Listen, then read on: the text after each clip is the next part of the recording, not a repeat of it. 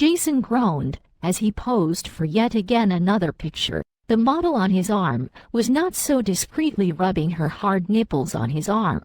It was clear that she wanted more than a picture with him. Usually Jason would love that type of attention, but at that moment, he was feeling distracted and guilty. It had been a total of 2 months and 3 weeks since he saw Rhea, since he heard her voice, since he kissed his little girl goodnight. He was annoyed and at the way he was feeling because of her. She was the only woman who affected him that way. Almost 3 months ago, his agent had called him and reminded him of a contract that he had signed, one that would take him around the world for 3 months to take pictures. He would have immediately disagreed, but he remembered that he had signed a contract and also the fact that it was for a good cause. Most of the money coming from the job was no help orphans all over the world. Jason knew that he could have at least told Rhea before he left, but he also known that if he heard her voice just once, then he would never have left. He would have stayed with her and never thought about it. He switched off his phone and didn't take any calls for the first month of the project. He had told his sister Cease to tell Rhea that he would be fine. "What is wrong, Jason?" Isabella asked him. The photographer had been complaining of his stiff posture throughout the shoot. "I can't do this. My baby is going to be born in 3 weeks, and I am halfway across the continent." He professed. He thought that he could actually do it, that he could be without her for 3 months, that he could survive not watching his child grow. He knew that he didn't love her. He wasn't capable of love. But what he felt for her and his child was strong, very strong. "You are not even sure the child is yours," Isabella said, and he frowned at her. He truly didn't understand her dislike for Rhea. He didn't understand why she seemed to be against anything concerning her.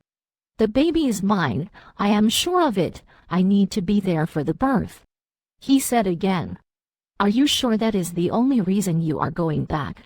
Or you are missing your baby mama?" She asked, a bit of laughter in her tone. Jason was missing her, but he wasn't about to tell Isabella was. "She is my wife," he simply said, and left Isabella standing there dumbfounded. They were in Australia and were taking pictures with natural backgrounds. He truly loved the scenery and hoped to bring Rhea there one day. He left the site and went back to his hotel room. On getting there, the model he was taking pictures with was already there, naked on his bed. She was a busted blonde, which was usually his type, with extremely long legs. Usually he would be tempted. Hell, he was still tempted. 3 months without a woman was a long time, but the fact that Rhea was back home, carrying his child, was enough to kill the growing boner he was having. "Get out!" He seethed in anger at the girl. She didn't seem to be taking him seriously as she settled more comfortably on the bed, stretching. "Get the fuck out my room!" He bellowed again, this time his voice louder. The girl seemed to get the hint that time and picked up all her belongings and began to scurry out of the room. Jason just held the door open for her and sat on his bed with a sigh when she finally left. He picked up his phone to call Rhea. He had done enough of the project. He needed to go home.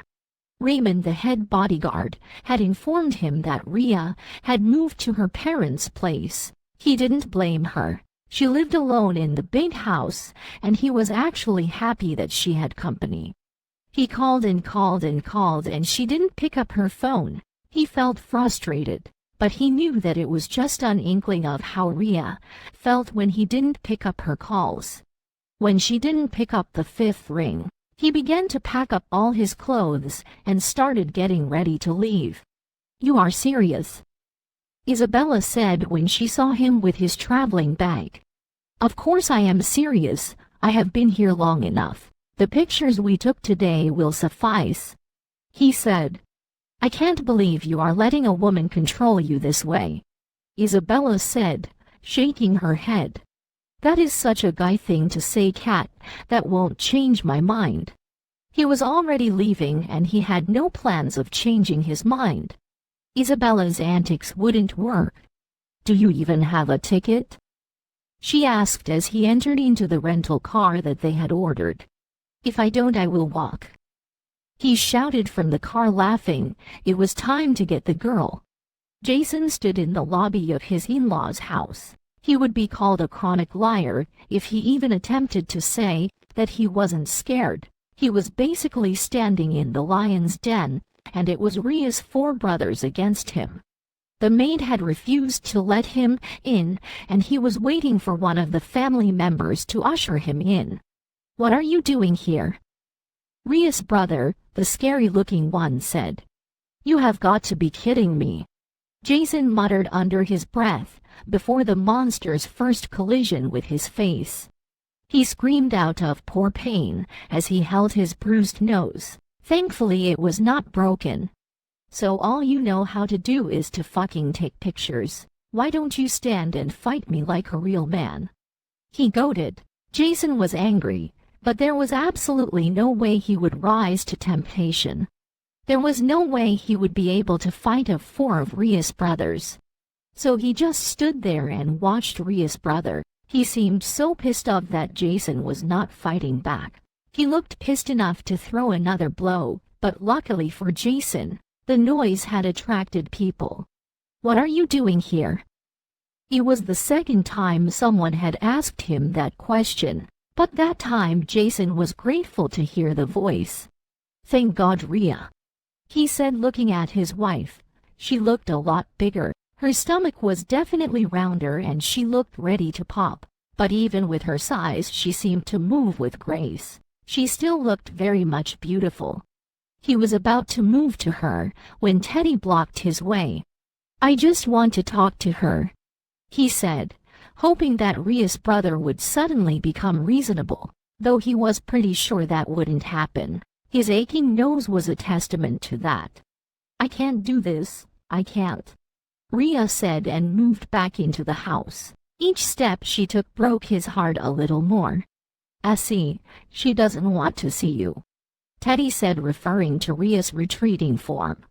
"You can leave," one of Ria's youngest brothers said. It was at that moment that Jason wished he had gone to the gym more, or at least gone to a martial arts class, and then he could beat up the villains and get the girl. Unfortunately he couldn't, and so he left, looking back even when he entered into his car, hoping that Ria would come back outside and that she would want him back.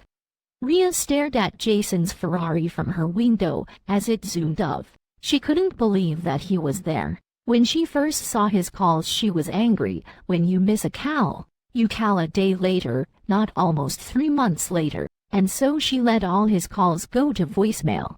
She wanted him to feel the pain she had when he didn't pick her calls. She didn't expect him to show up at her house the next day. When saw him looking hot and all, her heart couldn't help but flutter. Her panties couldn't help but get wet. But then the picture of him with the girl in a bikini flashed through her mind, and then she couldn't talk to him when he abandoned her, when he was halfway across the continent with another woman.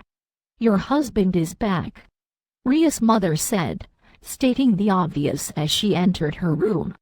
Leah was now a welcomed guest in Ria's room as they had settled their differences. "He is. You don't look happy about that," her mother noted again, stating the obvious. "I'm not," was her 2-word answer. She could tell that her mother was getting frustrated, but she couldn't say that she wasn't goading her.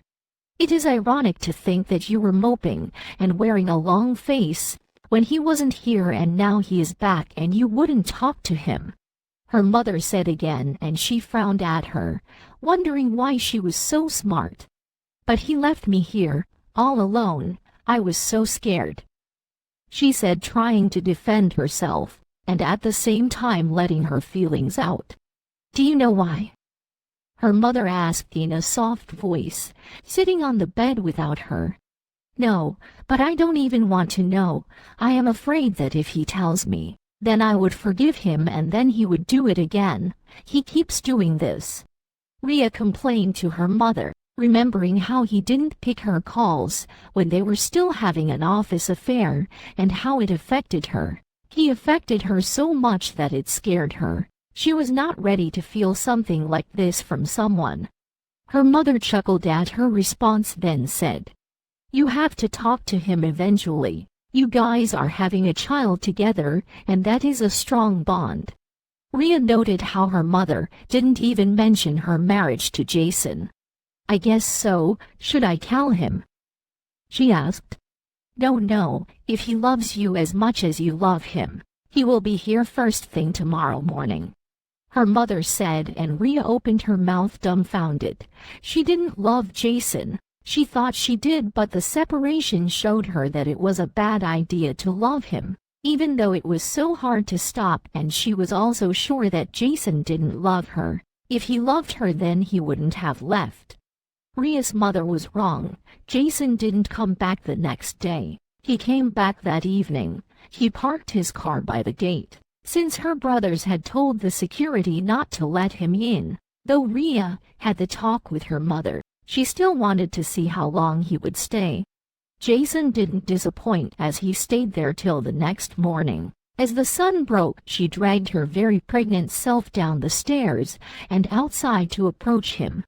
When she got there, his window, which was tinted, was rolled up, and so she couldn't see him. For a moment she wondered if he parked his car there and left. Shrugging off the doubts, she raised her fist and gently knocked on the glass. Immediately she heard a shuffling movement from inside the car, and she knew that Jason was inside. He put down the glass, and she saw his surprised face. He looked tired. Seeing him up close, she could see the rings of black around his eyes and the bruise that was forming on his nose. She longed to touch him and put some ice on his nose to make the tired look on his face go away, but she schooled herself. She kept her expression straight. She couldn't have him know that she felt pain seeing him in that state. "Rhea," he said in a soft voice, the one that did wonders to her. Shaking her head, she asked in a strong voice, "Why did you leave?" "I signed a contract. I had to," he said, and she knew he was telling the truth. "Why didn't you tell me?" she asked, hoping that she didn't sound as broken as she felt. "I knew if I told you, then I wouldn't go," he said again, like the first time. She could tell that he was telling the truth. That is not an excuse.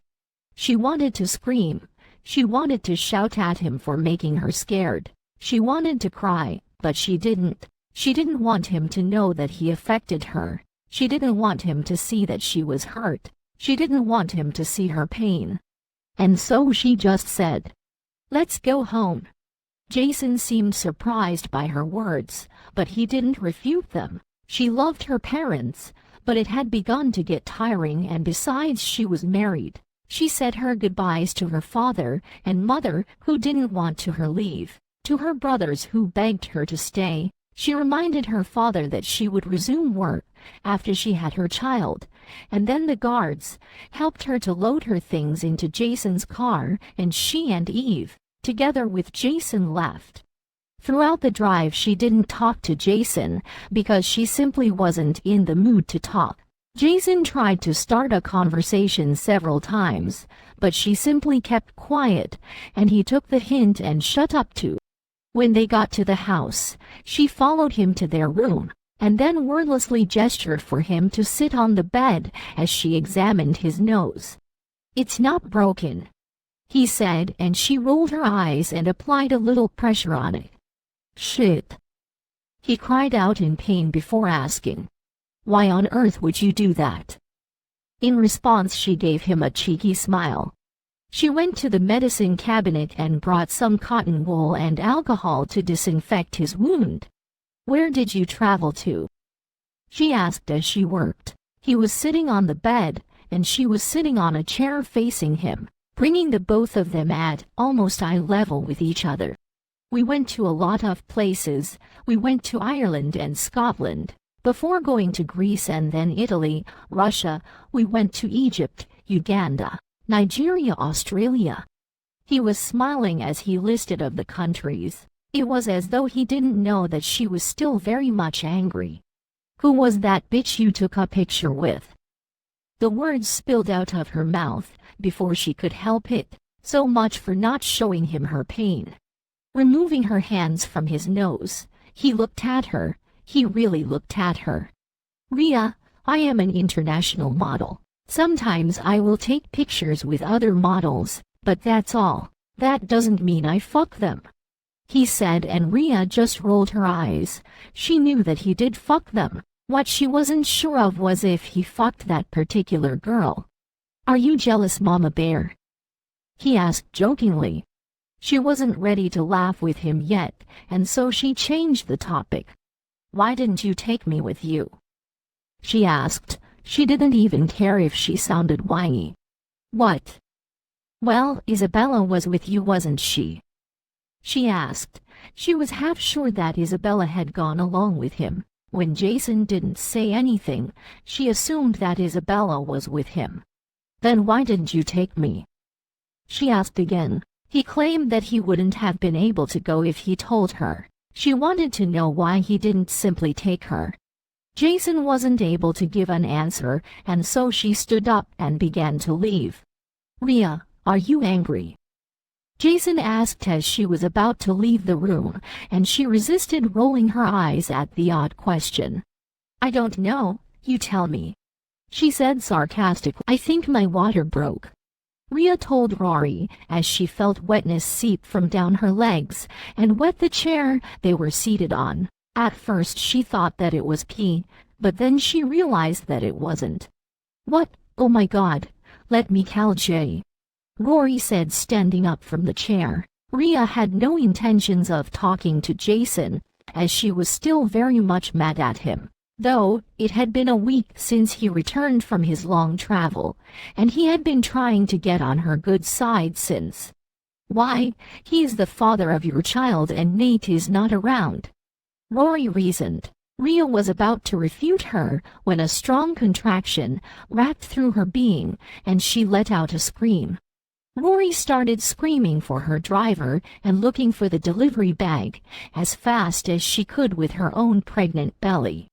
Rhea couldn't believe she was actually going to have a child in a matter of hours, that she was going to push a whole human out of her vagina. "I am not ready," she thought to herself. All the birth videos that she had watched only made her scared. The only thing that gave her joy was the fact that there would be an epidural option. She took deep breaths as Oliver, Rory's driver, assisted her to the car. The drive to the hospital seemed so long, and the only thing that was stopping her from screaming at the driver was the fact that Rory's hand was atop hers. The contractions were painful, though they were far apart. To be frank, she just wanted to have the baby and know that it was over with. Unfortunately for her, when she got to the hospital and the doctor examined her, he said, "You are not fully dilated, ma'am. I suggest you take a walk for a few minutes. When you are fully dilated, then the procedure can begin." She wanted to cry and stomp her foot to show how much in pain she was. She wanted to sit on the floor and refuse to walk. She wanted to cry, but she knew that she owed it to her baby, and so she sucked it up and began her walk. She walked back and forth the hospital's white-colored corridors with Rory holding her hand. Every time a contraction would hit her, she would stop walking and groan. After about 30 minutes of doing that, she wasn't sure she could hold it anymore. She had to beg the nurse to check if she was fully dilated. Luckily for her, she was fully dilated and a little more. There wasn't even enough time for an epidural, as the nurse claimed to see the baby's head. At that point, the pain she was feeling was mind-numbing. She wasn't exactly sure what was happening, but she knew that people were moving. Everyone was grabbing something and holding something. She had already been in her hospital gown since she started walking, and so the only thing was to get her into the bed. Before the birth, Rhea had been skeptical about having a make doctor deliver her baby, to see her lady parts and all, but as the doctor said she should push, she couldn't care less if he was man or god. She just wanted the pain to be over. "You are doing great, just a few more," the slightly bowed doctor said, encouraging her. It was as though he knew that she felt like she had carried a mountain. She could feel the drops of perspiration wet her face. She was exhausted. With a groan, she channeled all of her little strength into pushing her baby. After the strong push, she lay back on the uncomfortable hospital bed with a groan, breathing heavily. "Almost there, I can see the head," the doctor said, and Rhea held herself from giving a sarcastic response. She could basically feel the head coming out of her vagina, stretching her without reasonable doubt. She began cursing the doctor for making her walk when she didn't want to. It was his fault that she couldn't even have an epidural. She wouldn't have been in so much pain if she had one. "Come on, your baby is almost here," the man urged in a soft voice, and she, with a tired scream and with her last strength, she pushed again. This time she could basically feel the baby in between her legs, stretching her. The pain was so excruciating, she felt so tired. "I can't," she said. Her body felt so weak, so tired, like all of her strength was gone. "One last time," he said, urging her, and she panted, breathing heavily. She had the urge to throw something hard at the doctor's head, but she managed to hold herself back. She still had her baby in mind. She pushed again, and this time with the aid of the doctor. She could feel her baby ease out of her. The feeling that followed that was one of relief. She stared at the red-skinned child with hair that was matted to her head, mucus and a bit of blood sticking to her skin. The nurse held her baby as the doctor cut the placenta, and the nurse took the baby to clean her up. A few minutes later the baby was brought back, looking a lot more cleaner. The doctor handed the baby over to her and said, "Congratulations, ma'am. You have a bouncing baby." Jason was in the middle of a shoot when his phone rang. Usually he didn't take calls while working, but the calls were incessant and it seemed it was very important. He excused himself and took the call. Jason was surprised to see the caller. It was Aurora, Rhea's best friend. The first thought that came to his mind was that Rhea was in some sort of dilemma. "How is Rhea?" he asked immediately he picked up the phone. It had been one whole week since Rhea had followed him home, but it could have basically been better if she had stayed with her parents, because even if she technically slept in the house, she wasn't there. Throughout the entire week, she refused to utter a single word to him. Every day she would go out to see either Rory or her mother. It was quite frustrating since he had done all he could to make her forgive him, but she didn't even give him a second glance. He wasn't even sure if she had always been that stubborn, or it was the pregnancy that caused it. "Your wife is about to have a baby," she said. "What?" He wasn't ready for that, not at all. All his fears came out of their hiding place the moment Rory mentioned child. He had been trying his best throughout the pregnancy, accompanying her to the doctors, buying some baby clothes, even trying to talk to the baby, but this was different. In no time, the child would be out of Rhea's stomach and would be crawling all over the place. "Hello, are you there?" Rory asked, bringing him out of his thoughts. Yes, he replied, still dazed. "What are you still doing there? Get your butt to the hospital and meet your baby." Rory screamed and Jason released a tense laugh, trying to rid himself of all the nervousness he was feeling. As Rory disconnected the call, Jason informed Isabella that Rhea was in labor and took his leave from the site. Throughout the drive he lectured himself on what he would do when he saw the baby. When he saw Poppy, he had seen movies that showed that when there was physical contact then love would show. He wasn't sure that would work, considering he hadn't actually held a child before, not to talk of a newborn. When he got to hospital he was a bit calm. He smiled a little when realized that out of his friends, he would be the first to be a father. It was ironic, because he was the person most averse to anything marriage and children. He would have thought Nate would be there first since he was married and all, but as fate could have it, his own wife went into labor first. "I am here to see Rhea White. I am here, husband," Jason said at the reception, and he was directed to Rhea's room. As he was about to go in, the doctor was coming out. "Good afternoon, doctor. Is my wife fine?" he asked immediately. Jason knew very well that labor could be fatal, and though he wasn't sure about the baby, he was very sure that he wanted his wife. "So you are the husband?" the doctor asked, and Jason nodded. The bald man and tall man then smiled. "Oh, congratulations, you are now a proud father of a bouncing baby boy."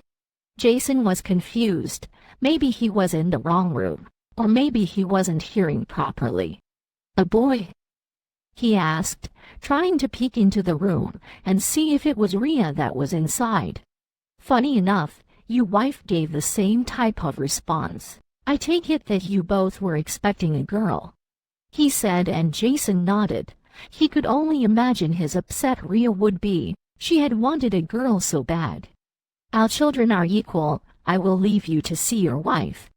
Jason entered into the room, but first he peeped to make sure that it was Rhea that was there. Surely enough, he was his beautiful wife in a light blue hospital gown, which had been adjusted to enable her to feed. A nurse was standing close to her and teaching her how to breastfeed the baby as she held the child in her hands. The look on her face was one of concentration as she held the baby with so much care. Jason saw her wince a little as she put her light brown nipple into the baby's mouth. The moment looked so private that Jason felt like an intruder. He was about to leave and come back when she was done, when she lifted up her head and stared at him. "Jason," she said with a slow smile creeping on her face. He had expected her to frown or be angry like she had been for the past 1 week, but she didn't seem inclined to do any of that. At Rhea's words, the nurse also smiled and excused herself. "Come and see him, Jason. He is so beautiful," she said, gesturing for him to come. He stared at the pink and wrinkly baby. From the face, he could tell that he was a boy. He could tell that the baby was his son. He looked so much like him, at least when he was a baby, but less wrinkly.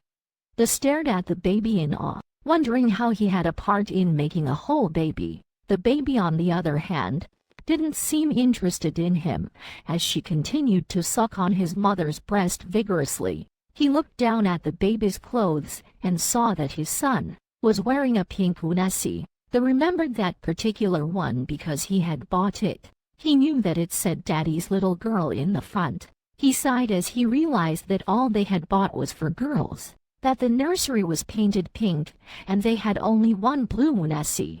"I thought you would have been mad," he said later. "Why?" she asked him. She had finished breastfeeding and had learned how to burp a baby. The child was now asleep in the cot beside the bed. He seemed so calm. "You know, you wanted a girl so bad, and now we have only girl clothes.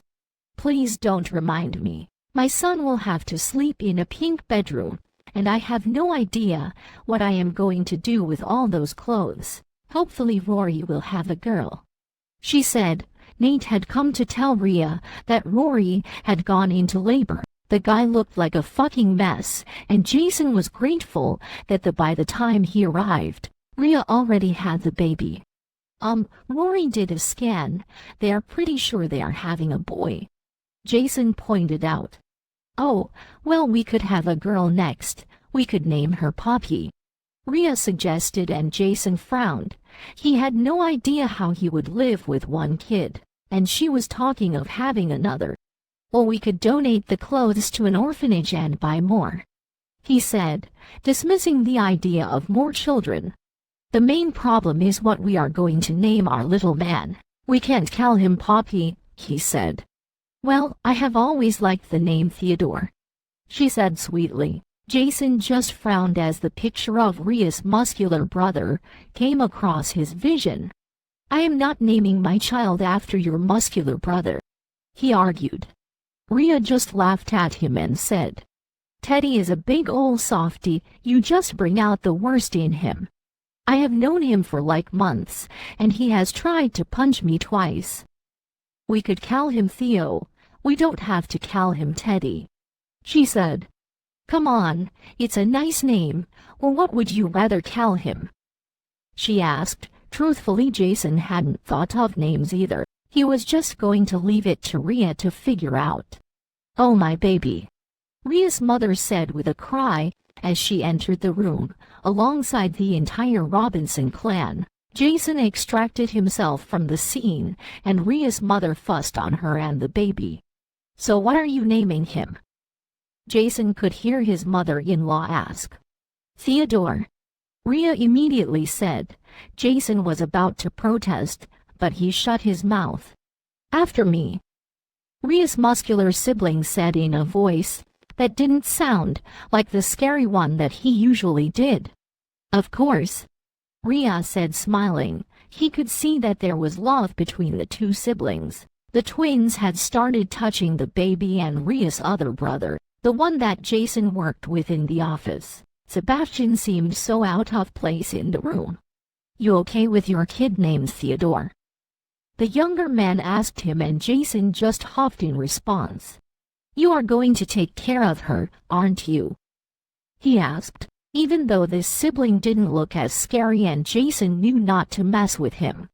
"Yes, of course," Jason said, nodding his head. He was going to try his very best to take care of her. The baby had made her forget their argument, and for that, he was grateful. "Sorry for hitting you," Seb said. Jason knew that he was referring to the time that he had ended up in the hospital. It was only 6 months ago, but it seemed like an eternity had passed. He watched from the sidelines as Rhea held their child, and everyone gushed over him. He knew very well that the baby would change everything, hopefully for the better. "Is Will asleep?" Rhea asked Rory, referring to her newborn son as she wheeled herself into her hospital room. Both her and Rory had both their babies 3 days ago, and they had requested to be put in the same room. The hospital management had obliged them, and Rhea was now sharing a hospital room with her bestie. "He's out," Rory said. They had both become stronger, and they were due to be discharged during the week. Rhea stood up from the chair and went to check on her own baby. Both Theo and Will. They were both in different cots, but both were close to each other. Rhea's own son's eyes were closed. He looked so angelic when he was asleep. Rhea almost didn't believe he was the same baby when he was awake and crying. God, the baby could cry. "Our kids are totally going to be best friends," Rory said as they looked at both their babies lying next to each other. "More like brothers from different mothers," Rhea agreed. "It's so weird, isn't it? We are best friends. Our husbands are best friends, and our children will be best friends," Rhea noted, laughing. "It was so weird." "Yes, I am so grateful you didn't have a girl, so your stupid plot didn't work," Rory said, referring to her idea of having their children get married to each other. She knew that her friend had an aversion because her own father had forced her into marriage with her own husband. Though everything had worked out between her and Nate at the end, she still wanted to have been given the chance to choose. "Well, I could always have a girl next," she said, teasing her friend and wanting to get on her nerves a little. "Drop it, Rhea," Rory warned, and Rory burst out in laughter. Rory could be so gullible. On seeing her expression, Rhea could tell that her friend knew she was joking, and her stiff posture visibly relaxed. They began talking and joking of other things. They were both talking in hushed tones, so as not to wake the babies. They were still talking when their two husbands entered the room, bellowing with loud laughter.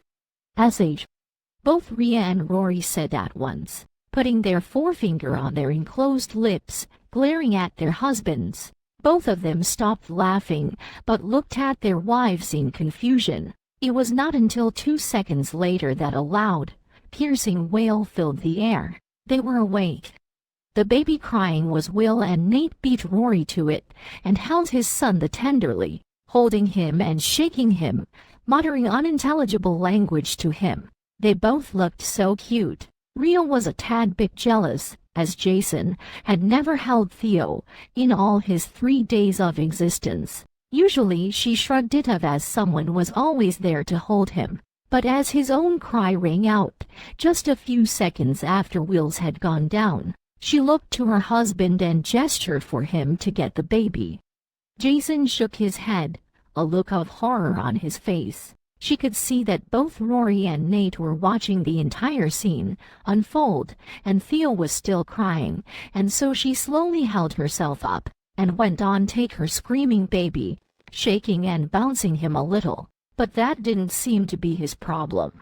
She was getting quite frustrated, as she was doing everything she could, but Theo kept on crying, his voice getting louder and louder. She could feel a few tears wet her eyes, as she wondered how she would cope, alone with the baby for the next 1 year. Maybe he is hungry, Rory suggested as the cries were getting louder and louder. Rhea almost face-palmed herself, as she wondered how she didn't even think of that. Wordlessly she went into the inner room and brought out her breasts, which were heavy with milk. They had just started leaking the day before, and though she didn't have milk when the baby was first born, now she had bountiful milk. Positioning herself the way the nurse had taught her, she managed to push her nipple into Theo's mouth, and then he started vigorously suckling. His wails ended and he seemed content with the milk. After a while Theo's belly was full and she burped him, then put him on her shoulder. He was already back to sleep. Theo was already soundly sleeping when Jason walked in. He looked a bit awkward and sheepish as he glanced at his sleeping son. "Why don't you want to hold him?" she asked bluntly, not even waiting for him to state his purpose. "He is so soft and new, I don't trust myself not to drop him," he said, and Rhea immediately began to shake her head.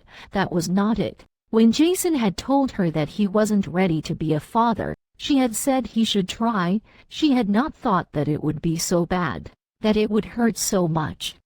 "You should try, Jason," she begged, and he just shook his head. He was so much better with a pregnant belly. He seemed hopeless with a real baby. "I am not here for all that. The doctor had given you leave for discharge, since you keep whining that you want to go home, but he put you on house arrest," Jason said. He sounded a bit angry and not sheepish as he did before, but nevertheless, she was happy to finally be leaving the hospital. She held Theo carefully and stood up, going into the main room, and then dropped him in his cot. Before she went to pack her things into the bag that had become big, her parents and brothers were not around, and so she was alone. Rory also packed her own things, and in no time they were gone. "My parents are coming around today," Jason informed her as he drove her home. Jason's parents hadn't come to see her in the hospital. Apparently his father was busy, and Jason didn't tell his mother about the birth in the first place. Cease, on the other hand, had called to congratulate her as she was outside the country. "Okay," she said. She was sitting in the back seat and holding the baby in her hands. They had a car seat, but Rhea still wanted Jason to buy a new friendly car. "Jason, the baby is here now. Won't you buy the SUV?" Rhea asked, and she could swear that Jason rolled his eyes. "There is no way I would be caught dead driving a bloody SUV," he said, calling the word SUV like it was vile, that it left a bad taste in his mouth. "Jason," she chided, "if I buy it, then you will drive it," he said. "I can't be driving when I am with the baby, and he is so small. What if he starts crying?" she asked. "Then I will get Raymond to drive you." Raymond was the head security guard. It was getting increasingly obvious to Rhea that Jason hated anything to fatherhood. "Fine," she huffed, not having the strength to argue any more. As she got to the house, Eve immediately came out and took a sleeping Theo from her hands. Another maid took the bag and so Rhea felt free. "Get ready for my parents," he said and left her to go inside the house. Jason was annoyed. He couldn't believe that Rhea was insisting that he bought a car, a bloody SUV. It fucking annoyed him. Only pussies drove that shit.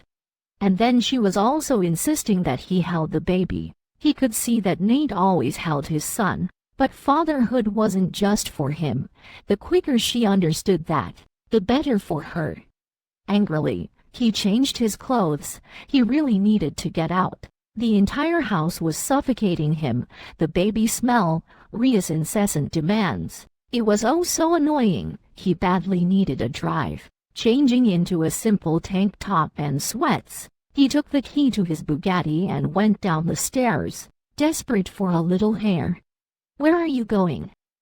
Rhea asked as he got to the living room. He was about to give her a sarcastic reply, but he changed his mind. "For a drive," he said and started moving out of the house. He went to his garage, put the key in his fastest car, loving the layout of the engine, and zoomed off. "Oh my God, congratulations, daughter-in-law," Jason's mother said, hugging her closely. "Thanks, Ma. So where is the newest father?" Jason's mother asked, and Rhea squirmed a little. When Jason had zoomed off in his Bugatti, she had known that he needed air, but she had also felt he would be back by then, and so she had to face his mother and Richard alone. "Oh, he went to get something from the grocery store," she lied, not so smoothly. Why would Jason be going shopping when there are a lot of maids to do that? Richard asked, and if looks could kill, then Rhea, who had buried him 6 feet under. "Well, he wanted to go on his own," she said. "Well, in that case, we could wait for him," Jason's mother said, and Rhea immediately began to panic. She had no idea when Jason was going to return. She wasn't even sure she wanted him to return now. "You can imagine that my son couldn't call to tell me that you have had your baby. I had to find out through social media." On hearing the word social media, Rhea's ears perked up. "Really?" she asked, eager for more information. She had no idea that she was a topic on social media, as she hasn't posted anything yet. The few pictures that she took of Theo were for RM. "Yes, you are now trending on social media," her mother-in-law said, and started showing her the posts. "The Playboy's finally a daddy. Baby mama finally has her baby." Rhea frowned as she stared at the pictures. She didn't like the fact that the paparazzi seemed to know so much about her life. She was getting tired of seeing pictures of her and her son that she didn't know were being taken. It was getting increasingly obvious that Jason wasn't returning anytime soon, but she couldn't ask Jason's mother and Richard to leave because it would be rude. Jason's mother kept talking of how lucky she was to be trending, but Rhea didn't feel lucky a bit. At best she felt annoyed, at worst frustrated. She was getting to her peak when Theo's cry rang out in the air. She didn't even wait 2 seconds before she excused herself to feed him, even though she knew that he had just eaten and he was most probably crying because his diaper was full. Before Theo, she had changed a total of 3 diapers in her life, and they were all by chance. But since Theo came along, she was actually becoming a pro at changing diapers. It was actually one of the very few things that she could do well with children. She put Theo gently on the changing table and opened up his soiled diaper, making a putrid smell fill the air. His poop was so smelly. She cleaned him up with the wet wipe and wrapped up the old diaper, before powdering him up and wearing him a new diaper, taking more than enough time, hoping and praying that both Richard and Jason's mother should be gone by the time she came down the stairs. God seemed to be hearing her, and when she finally retreated down the stairs, but her unwanted visitors had taken their leave. She then spent the rest of the evening waiting for Jason and trying out her newfound cooking skills. By the time Jason finally came home, she had cooked, had dinner, bathed Theo, which was kind of a combined effort between her and Eve, and put Theo down to bed. Eve was informing her of several things that had to do with babies, and Rhea was eager to learn more. Jason barely stumbled into the house, with a broad-chested man that Rhea knew as Alex.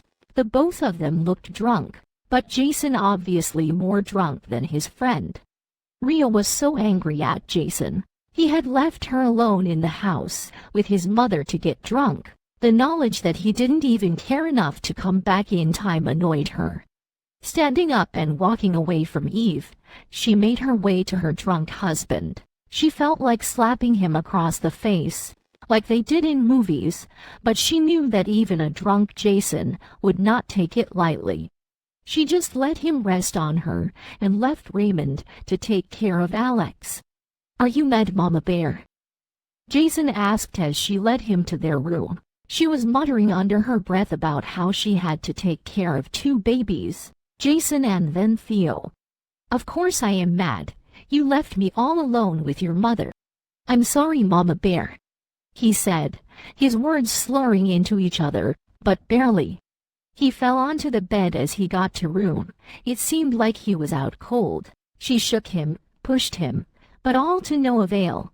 Sighing, she took off his sneakers and socks, before managing to turn him around and help him get rid of his jeans. As she was trying to drag the jeans off his waist, her fingers brushed a certain Jason Jr. She could feel him perk up on her touch.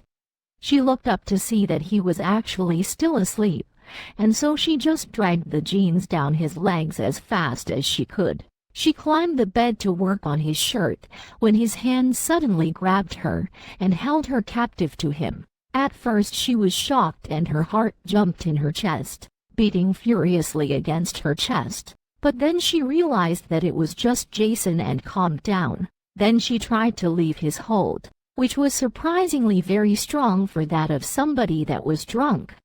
"Jason," she whined, hoping that he would hear her and let her go. She tried to raise his hand, but to no avail. She tried to shimmer out, but she wasn't slimy enough. She was still trying to escape from his grip when he started drawing lazy circles with his fingers over her hip bone, eliciting all sorts of feelings inside her. She knew very well that she couldn't have sex, not until she was healed down there, and she wasn't anywhere close to being healed. But Jason made her feel like she didn't just have a baby. She didn't try to escape from his hold anymore. She just settled on the bed and let his soft touch lure her into deep slumber. Joys of parenthood. The sound of a shrill cry startled Rhea up from sleep. She let out a tired groan. She had just managed to get a bit of shut-eye. She managed to raise Jason's hand off her waist and stood up from the bed. Why won't this baby just sleep?" Jason asked tiredly, his voice hoarse with sleep. She rolled her eyes at Jason's sleeping form. He was more than a bit grumpy. Rhea couldn't fault him. They hadn't been having good sleep for the last 2 months. Theo hadn't started sleeping through the month. Hell, he didn't seem like he was sleeping at all. She walked into the adjoining room that they had converted to the nursery. A wailing Theo was in his crib, flaying his closed fists. His face red with anger. He still looked angelic when he cried. She yawned as she picked him up. He wasn't as soft and delicate as he was, and he seemed to be growing every day. Even though she picked him up, he continued crying and wailing his heart out. She bounced him on her shoulder, singing a lullaby, but that didn't seem to work. He kept trying to squirm out of her hold.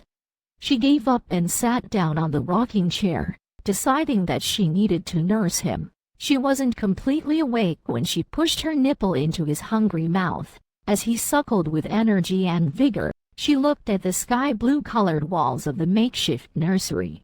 It hadn't always been that color when Theo was just born. It was still colored with bright pink paint, and for a week Theo wore only pink size and was basically dressing up like a girl. He had slept in the brightly colored room and inside a pink cot. It took both her and Jason alongside all of the help to rid the house of all the girlish stuff and buy some boy clothes. After some time, Theo's skin began to look less pink and wrinkly and more fresh and cute. She began to see more of the resemblance with his father, but he had her full curly brown hair and the caramel shade of her skin. But his light brown eyes with tiny flecks of light was his father's. He did get her pouty lips, but they were pink like his father's. During the first month, she barely had her sleep and hadn't even had time to think about her new job. Jason had been as caring as he could be, which wasn't all that caring. She had finally been able to force him to hold Theo by the time Theo was just clocking 2 months. He seemed so awkward and he dropped him after 2 minutes. Eve had been such a great help to Rhea as she stayed back overtime at times to help take care of Theo, as sometimes she got frustrated. Rhea looked down as she couldn't feel Theo suckling anymore, and she extracted her nipple from his mouth. She had begun to love breastfeeding him. It seemed like it created some kind of bond for them. When she just got discharged from the hospital, Theo would refuse to take her breast milk. She almost went into depression because of that. She overthought it and wondered if it was because she didn't take her own mother's milk, or whether it was because she had plans of giving him away when she was in her early period of pregnancy. It didn't matter to her that it didn't happen to just her. It took her a while and Eve's, alongside her own mother's counseling, to be able to come out of that phase. She had to pump her breast milk into a bottle, and then he accepted it. It took Theo a while and a lot of prodding to start breastfeeding again. She stared at her beautiful sleeping son. When she thought back to when she felt she would never be a mother, that she wouldn't care enough for her child, she basically cringed. She was convinced that she loved her child. Even he would cry throughout the night, and nothing would seem to soothe him. When she would basically walk around like a zombie the next day, and when she would feel so frustrated, he just had to spread his lips and show his bare gums in a smile, and she would forget all of the pain and tiredness. For a 2-month-old, he was very active and strong. He could smile and reach out and hold her pinky finger. He loved attention and would cry when no one was with him. All that didn't matter to Rhea, as she loved her son. She loved him with all her heart. Though Jason wasn't good with the baby, he had been trying in other aspects, as he would randomly give her a sweet kiss when she was tired. He would order her favorite pizza and have Eve watch the movie as they learned more about each other. He had still been going to work like always, but he didn't make them feel like they were just roommates. It seemed like he was becoming a better husband. She couldn't just wait for him to become a better father. He had bought the SUV, alongside with a baby seat. After a whole lot of persuasion on her part, his sister and father had come to visit the baby. It was clear that Eugene loved his grandson. As always, Jason was cold towards him. Jason had told her how his mother had left them for another man with more money when they were younger, and so she understood why he didn't flow with his mother. What she didn't understand was why he despised his father, who had taken care of him that much. To be frank, she found Jason's father adorable, being a tech geek and all. It didn't help that he adored her and treated her like his own daughter, but it seemed that there was more than met the eye about their relationship.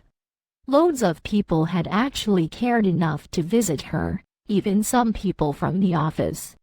She put Theo down carefully in his crib as she watched him fidget a little. She prayed to God that he didn't wake up. After a while, and it seemed like he was actually asleep, she tiptoed to her room, covering her mouth as he yawned.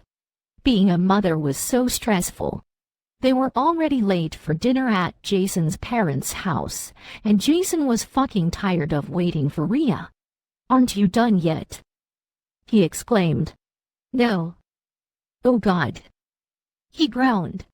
"If you want me to be fast, just help me to change Teddy," Rhea said, referring to their 3-month-old son, who laid quiet in the crib, looking nothing like the monster that cried his way through the entire night. The 3 months in which he had been a father was filled with sleepless nights and unnecessary eye bags. He tried to be a father, he truly had, but it wasn't just his thing. I should change him, he asked. He definitely couldn't change him. He couldn't even imagine that Rhea would subject him through such torture.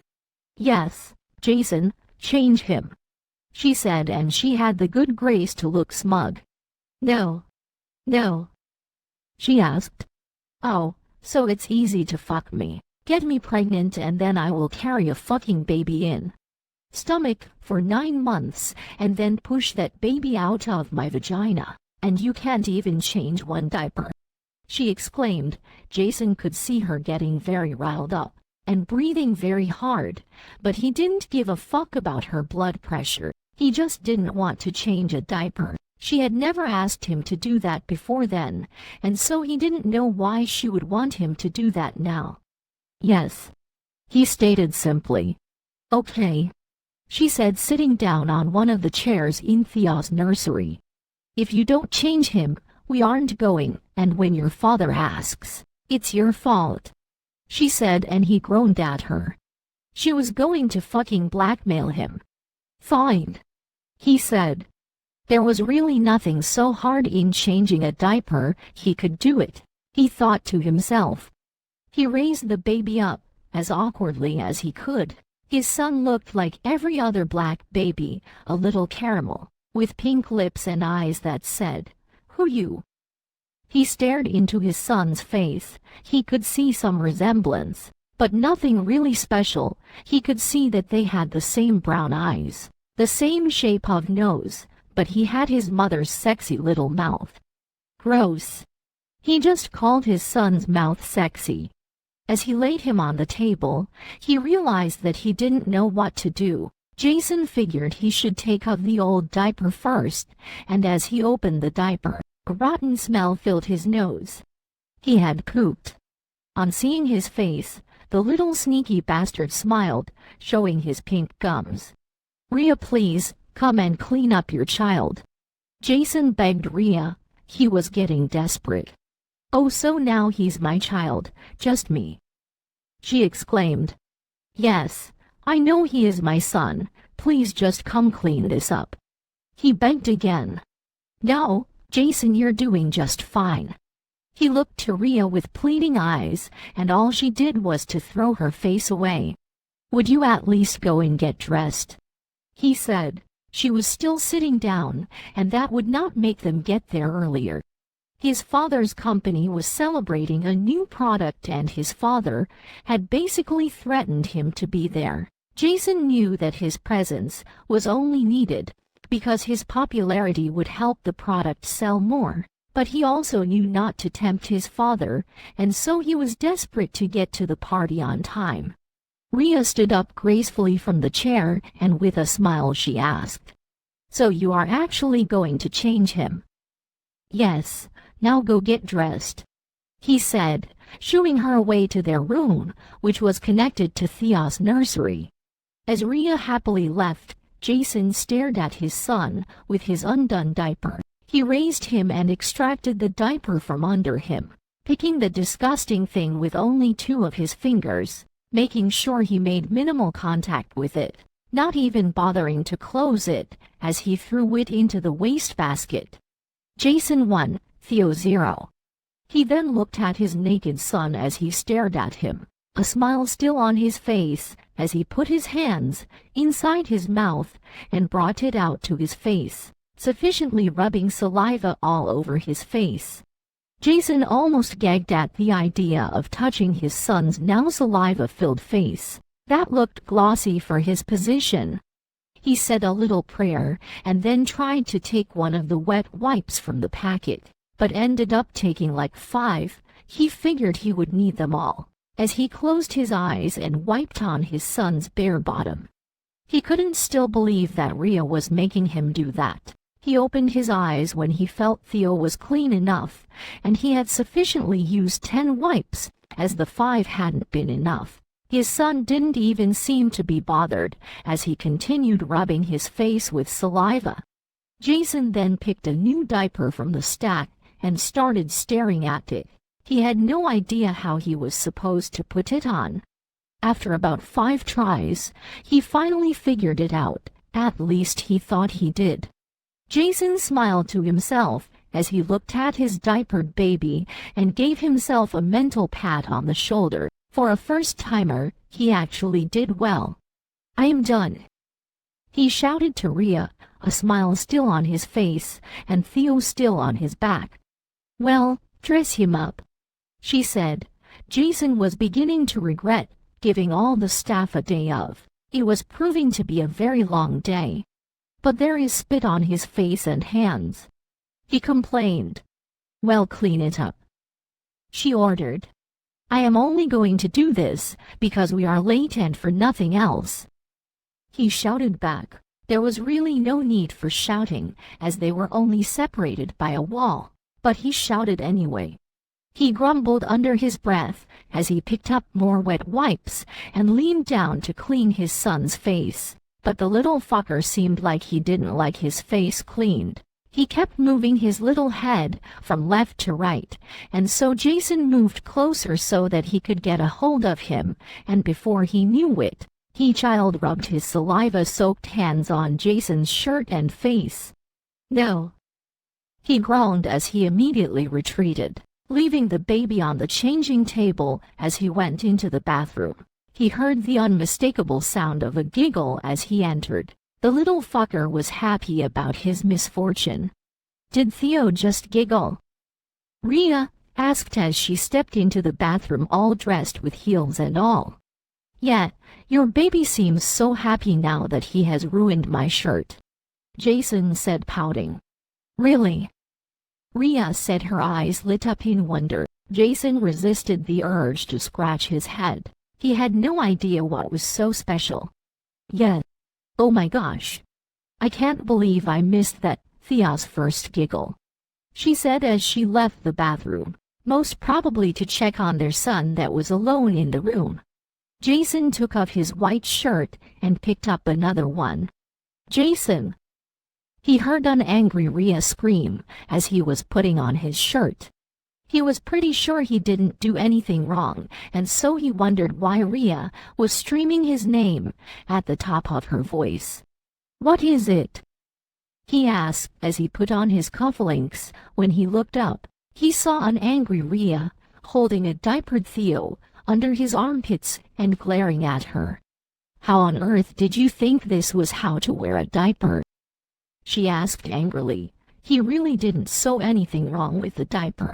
"Well, it looks fine to me," he said, shrugging. He picked up his discarded tie and started to put it across his neck. "It's inside out, Jason, inside out," she shouted and stomped out of the room. As Jason realized what she said, a laugh came out from his throat. He couldn't help it after he thought that he nailed his first diaper change. It was inside out, inside fucking out, on the bright side. He was pretty sure that Rhea would never let him change a diaper, or even close to the baby anymore. "Jason!" she called, and Jason winced from the sound of her voice. She sounded even more hormonal than she did when she was pregnant. "Yes," he groaned as he went into the changing room. Theo was yet again naked and Rhea was holding another diaper in her hand. "This, Jason, is how to change a diaper," she said, and he rolled his eyes. She proceeded to teach him step by step on how to change a diaper, and when they were finally done and got to the party, they were late, very late.